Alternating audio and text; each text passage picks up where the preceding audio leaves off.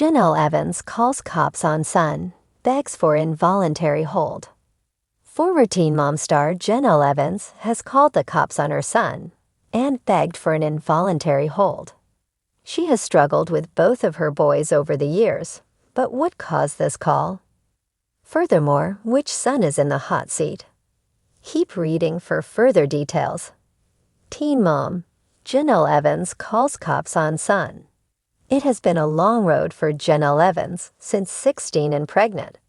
She welcomed her first son, Jace, but turned custody over to her mother, Barbara. Over the years, she gave birth to 2 more children, Kaiser and Ensley, both with exes. Her drama played out on Teen Mom, and eventually, in 2019, she was fired from the show.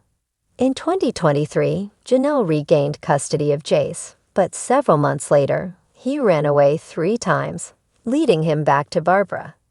Jenelle got Jace back, left her husband, and returned to MTV. Unfortunately, she had issues with Kaiser, who was allegedly vaping and getting into trouble. She sent him to live with his paternal grandma very briefly. Jenelle relocated her kids from North Carolina to Las Vegas, and it was a big adjustment. Then not too long ago, she called the police on Jace for trashing her home.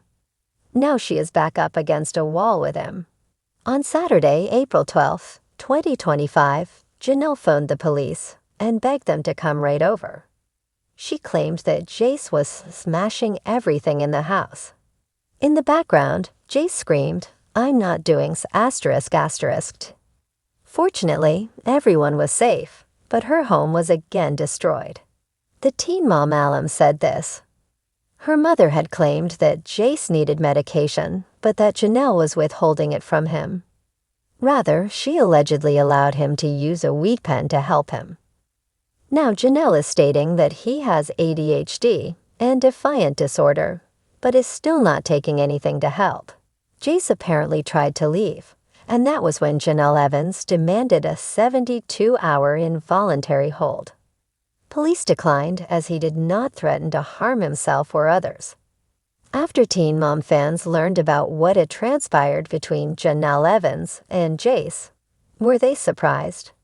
She was let go again by MTV, allegedly due to CPS issues, but she did not seem to care.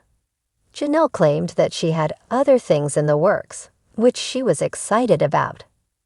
Now, in terms of this incident with Jace, many fans and followers blamed Jenelle and even a failing system. It did not bode well for Jenelle Evans, but it showed she was getting back what she gave Barbara. She was horrible to her mother, and sadly, Jace is struggling but taking it out on Jenelle. Hopefully, he gets the help that he needs, and this never happens again. It was just past 7:00 p.m. on a humid Carolina evening when the call came through dispatch. Jenelle Evans, former Teen Mom 2 star and longtime tabloid staple, was on the line. Her voice shaken, clipped, caught somewhere between panic and exhaustion. "He's not himself," she whispered into the phone. "He's scaring me. Please, he needs help. I think it's time for a 5150. The dispatcher calmly asked for details. Jenelle's voice trembled as she explained that her teenage son, Jace, had been spiraling for weeks. Mood swings, outbursts, sleepless nights. But that night, something in his eyes looked unfamiliar. Distant. She wasn't just afraid for him anymore. She was afraid of him. "I love my son," she said, "but I don't recognize him right now."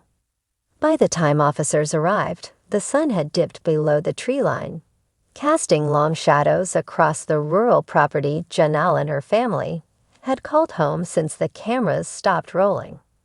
The flashing lights lit up the driveway, illuminating lawn chairs, a rusted trampoline, and the haunted outline of a mother on the porch, arms folded, mascara smudged, watching the world unravel.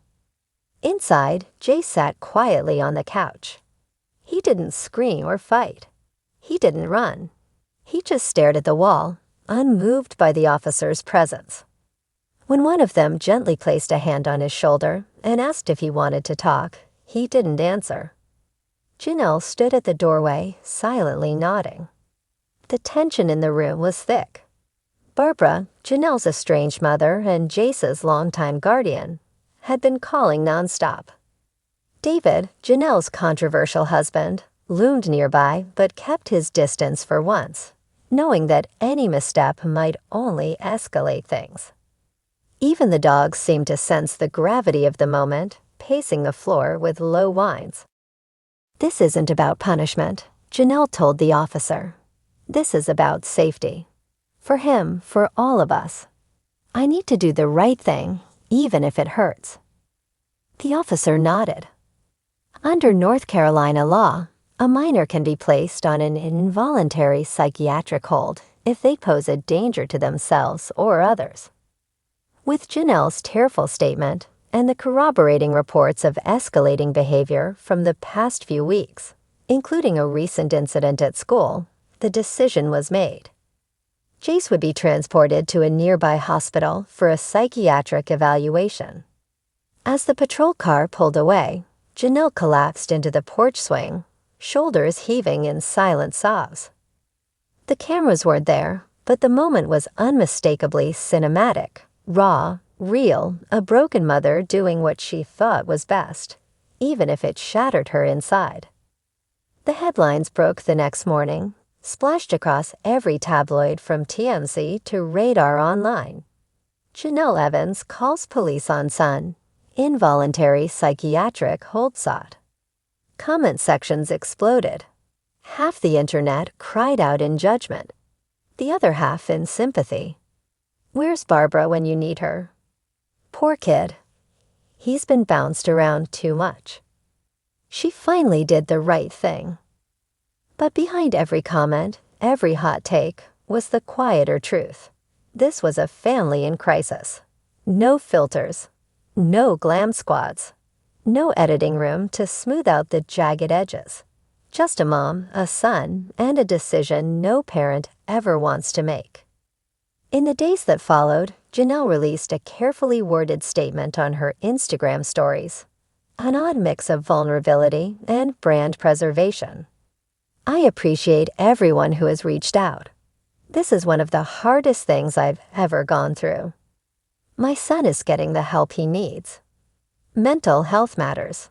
Please respect our privacy. But nothing stays private for long when you're Jenelle Evans." A leaked text thread between Jenelle and Barbara surfaced online. In it, Barbara expressed frustration and heartbreak. "You always say you're trying, but look what it's come to." "He's confused, Jenelle. He needs stability." Jenelle fired back, "Don't act like you've done better. We're all part of the mess." Behind closed doors, insiders claimed that Jace's struggles had been brewing for a long time. Years of custody battles, televised trauma, and whiplash parenting had taken their toll. Some said the situation was worsened by Jenelle's rocky relationship with David, whose parenting style was described by one anonymous source as controlling to the point of suffocating. Still, those closest to her said she'd changed, at least a little. "She's trying to break the cycle," said a family friend. But cycles don't break easy. They bleed. At the hospital, Jace was evaluated by a team of mental health professionals. It wasn't his first time in therapy, but it was the first time he'd been placed under a hold. After 72 hours, the doctors concluded that he wasn't in immediate danger, but they recommended ongoing outpatient treatment and a structured, supportive environment. What that meant, and whether Jenelle's home could provide it, was still uncertain. Meanwhile, Jenelle began attending therapy sessions herself.